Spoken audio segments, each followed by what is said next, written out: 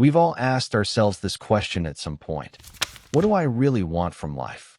Or what is my true purpose?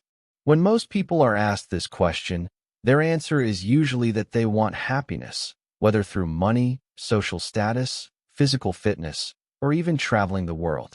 But the problem with this answer is that it is so general that it becomes meaningless because it is impossible to achieve all these things at once.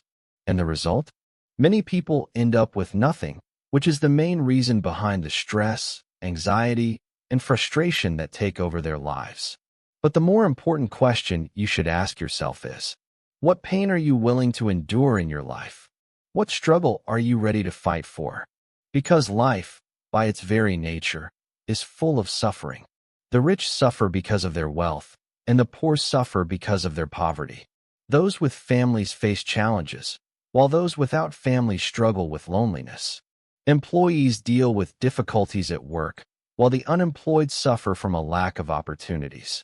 When you seriously think about this question, you will realize what you truly want from life. And this is where the art of not caring comes into play. When you stop worrying about everything, your life becomes much simpler. You accept that the world is full of problems, and that this is normal. It has always been this way, and always will be.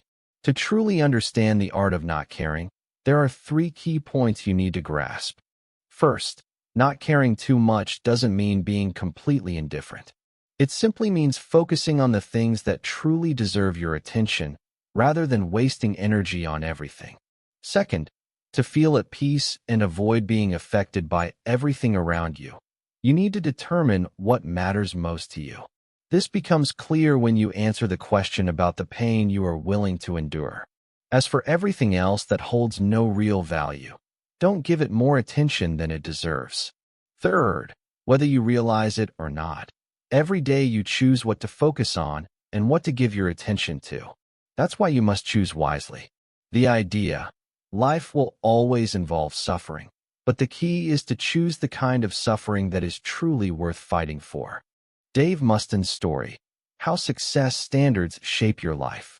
In 1983, guitarist Dave Mustin was kicked out of his band just 2 days before they began recording their first album, without any prior warning or discussion. That day, he woke up to find himself out of the band, holding nothing but a bus ticket to Los Angeles. As he sat on the bus, drowning in frustration and anger, he realized that he might have just lost the opportunity of a lifetime, especially since getting a record deal was no easy task. But instead of giving up, Dave decided to form a new band, one that would become more successful than his previous one, proving that they had made a mistake by kicking him out. And sure enough, 2 years later, he founded his own band and recorded their first album, which became a major success and earned a gold certification. That band was Megadeth, one of the most legendary metal bands in history, selling over 25 million albums worldwide and touring across the globe. However, here's the twist: the band that fired him was none other than Metallica, one of the greatest rock bands of all time, selling over 180 million albums worldwide. Despite his massive success, Dave once admitted in an interview that he still saw himself as a failure because he never managed to surpass his former band. Lesson learned: don't let your standards defeat you. This story highlights how the standards we set for success and failure shape our lives. Dave measured his success only by whether he could surpass Metallica, which made him feel like a failure, even though he had achieved extraordinary success. This is why choosing the right success standards is crucial. Good standards are realistic, socially constructive, measurable, and self-improving, such as honesty, integrity, standing up for oneself and others, kindness, and humility. Bad standards are unrealistic, destructive, and immeasurable, such as seeking control through violence, trying to please everyone, accumulating wealth just for the sake of being rich, or constantly craving attention. The key takeaway? Choose your success standards wisely, because the wrong standards can make you feel like a failure, even if you're one of the most successful people in the world. Changing values, changing life. The story of William James. If you want to change how you see your problems, you need to reevaluate the values you use to measure success and failure. William James was born into a wealthy family. His father was one of the most prominent businessmen in the United States. However, his life was far from easy. From birth, he suffered from severe health problems that nearly cost him his life multiple times. As a child, he developed an eye disease that left him temporarily blind and experienced frequent stomach pains that caused constant vomiting. He also struggled with hearing issues and back spasms that made it difficult for him to sit or stand for long periods. Due to his poor health, William spent most of his time at home, isolated from forming many friendships. He found solace in painting, but as he grew older, he failed to sell his artwork, leading to deep disappointment. Seeing his struggles, his father used his influence to secure him a place at Harvard Medical School, hoping he would find success in medicine. However, William never felt comfortable studying medicine.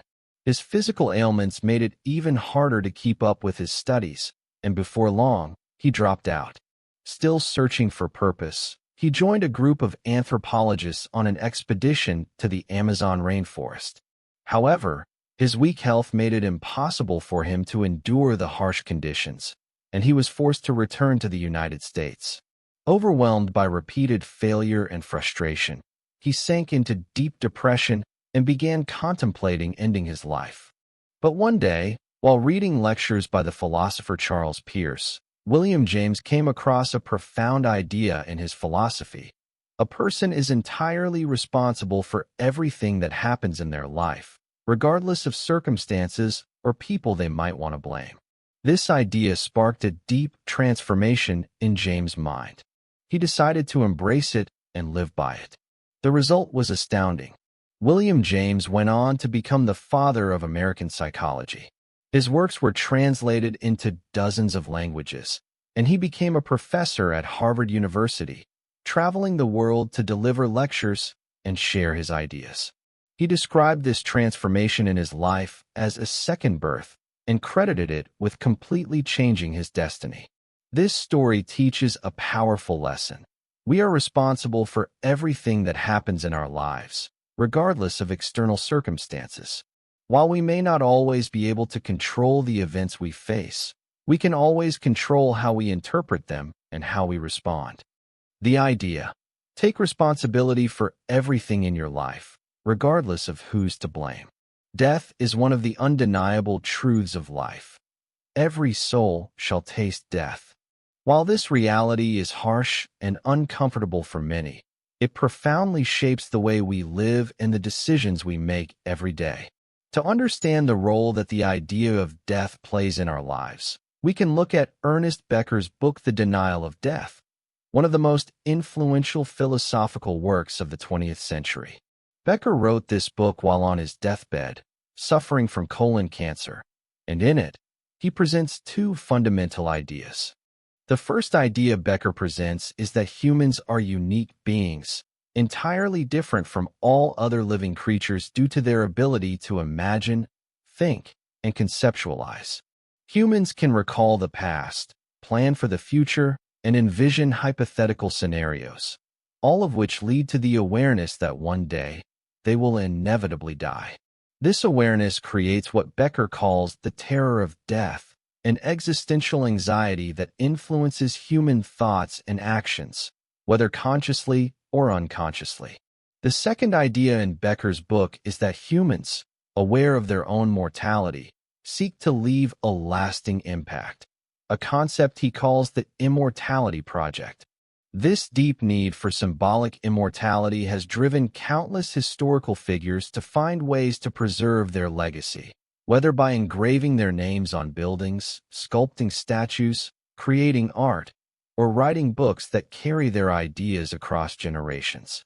Thus, we can say that human civilization itself is the result of countless immortality projects, built by men and women before us who constructed cities, established governments, created political systems, and innovated in arts, sports, and technology, all in an effort to leave a lasting legacy. However, the idea of an immortality project has its downsides. On a collective level, it has been a driving force behind wars, revolutions, and massacres, as seen in the world wars. On an individual level, the failure to achieve symbolic immortality can lead to intense anxiety and depression.